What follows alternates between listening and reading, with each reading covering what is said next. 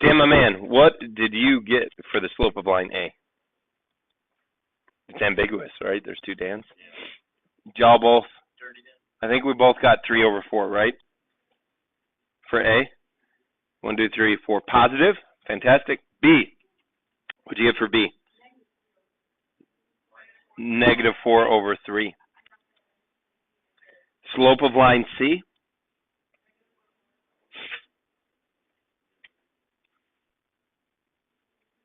Negative 1/2. Negative 2 over 4, which is negative 1/2. Maybe you just counted wrong. Simplified negative 1/2. And D, either 4 over 2, 2 over 1, more specifically, just 2. Yeah. What do you notice about slopes of perpendicular lines? Did you notice that those lines in the picture are perpendicular? Okay. They're not parallel, they're perpendicular. Slopes of perpendicular lines are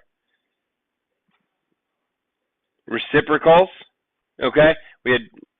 I knew somebody had said that because he asked about. What about more than reciprocals, right? A and B are perpendicular, and they are reciprocals, but there's more than that. What else are they? You change the sign. See how one's positive, one's negative? We would want to change the sign. We call that opposite. Opposite meaning flip the sign. From positive to negative, negative to positive.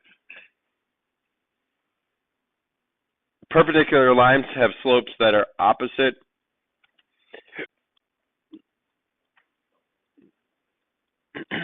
Opposite reciprocals.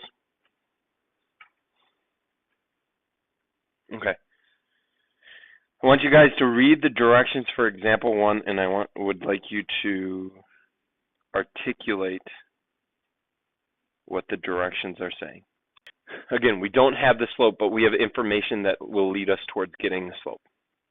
We have a line, the equation of a line that's perpendicular to the line we want. We use the equation of that line. We're going to use it to get our slope.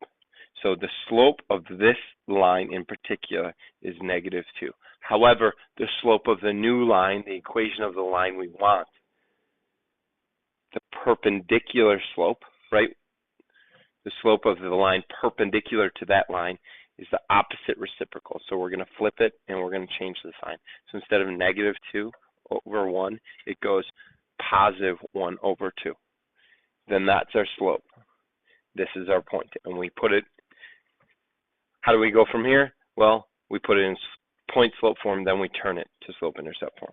So we're going to do y plus 3 equals 1/2 x minus 2. And then we're going to crank that. And distribute. Minus 1, and then we're going to subtract 3 from both sides, minus 3. Okay. Look at the next problem. We have the same setup, we have the same scenario. We have a point, but we need to get a slope of the line that it's perpendicular to. So to get the slope's not 3, the slope's not 1, the slope's not 6. We have to calculate the slope by putting that in the slope-intercept form first. And then we'll have to get the opposite reciprocal. Okay? And we're going to divide by 3. Negative 1/3 x plus 2. The slope of this line is negative 1/3. This perpendicular slope, the perpendicular slope is going to be the opposite reciprocal of that. So instead of 1/3, we're going to flip it. It'll be 3. Instead of negative, it's going to be positive 3.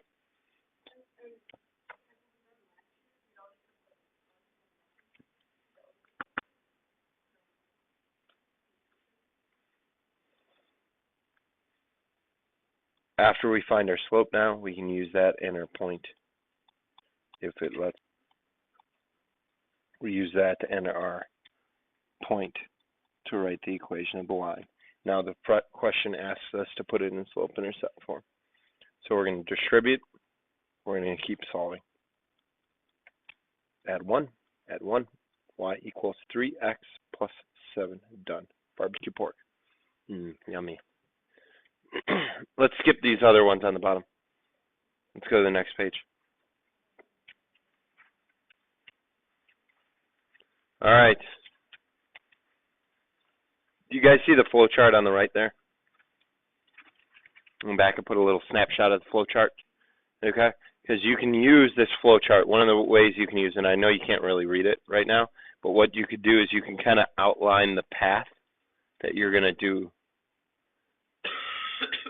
to answer your question, right? You can kind of identify the path itself that you're going to use. If you visually remember what the flow chart means, this one was parallel. In this particular question, it asks for a parallel line. Okay? I want you to do 1 and 2, and then we'll leave it at that for notes, and then you guys can start on your homework. Does that sound fair? You guys going to get all the way through your homework, including checking your answers, instead of those of you guys that opted to just do the calculations rather than verify your work. Okay, this explanation that I'm going to add, the component of this explanation that I'm going to add is a graph to give you a visual of what these actually look like. Okay, I'm going to graph this line right here, y equals negative 3x plus 1. Oops. Okay.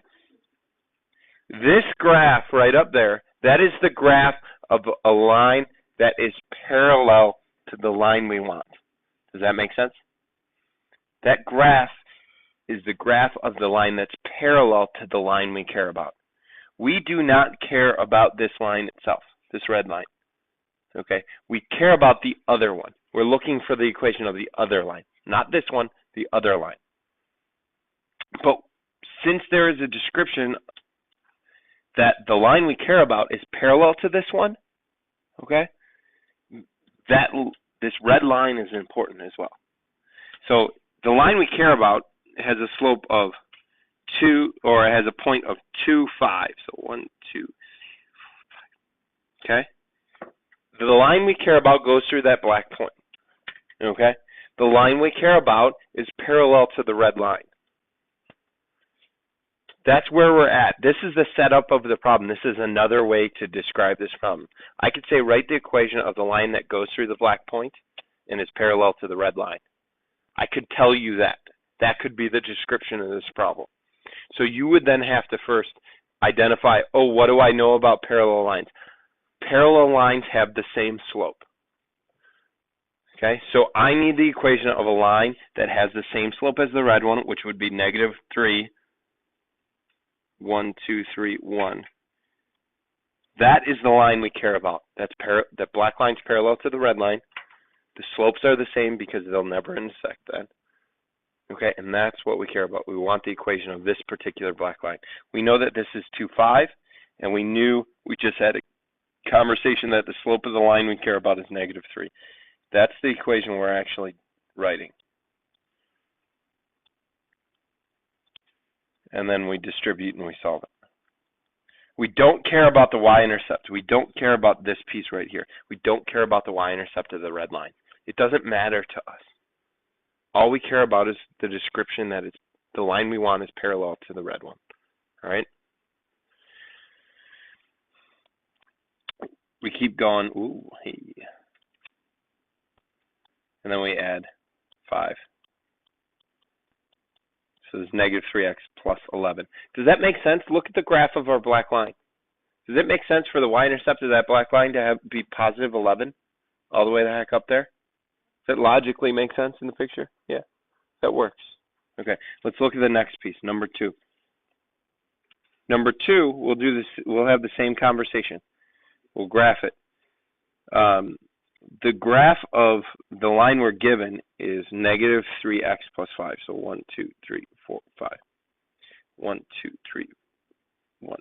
This is the line we don't really care about. We only care about the slope of that line.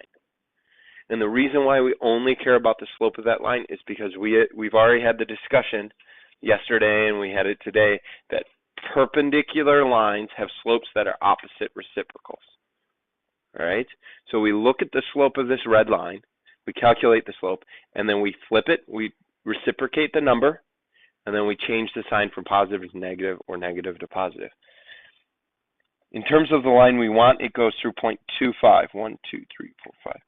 2, 5. And we want the line, this black line, to be perpendicular to the red line. Perpendicular means intersects at 90 degrees. Oops, that's not quite perpendicular. That's a little bit off. Okay, those two lines, that black and the red line, would be perpendicular. We care about the line that's in black. We care about writing the equation of this line, so we need to know that y-intercept. All right, we have to calculate that. It might not be a nice even number. Okay, so what's the slope of the black line? The slope of the black line is the opposite reciprocal of the slope of the red line. We know that as a fact. We know that from the conversation we had the past 2 days about parallel and perpendicular lines. So this slope is -3. The perpendicular slope is positive 1/3. So the slope we use is positive 1/3. If we look at the picture, the red line has a slope of -3. The black line, would that slope be a positive number if it's perpendicular? Yes.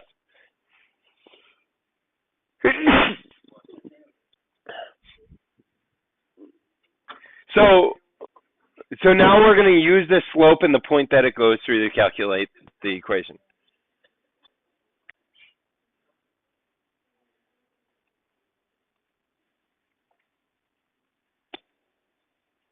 And we calculate the equation. We're going to find that this equation does not have a y-intercept that's a nice even number.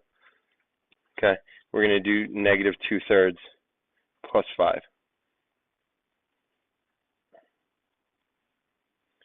Which would be 13/3. And as a decimal, 13/3 is like 4 1/3. That kind of makes sense based off of our picture. All right, you guys have homework? Get to work on it. Guess what you should do after you're done with your homework? You better. Peace.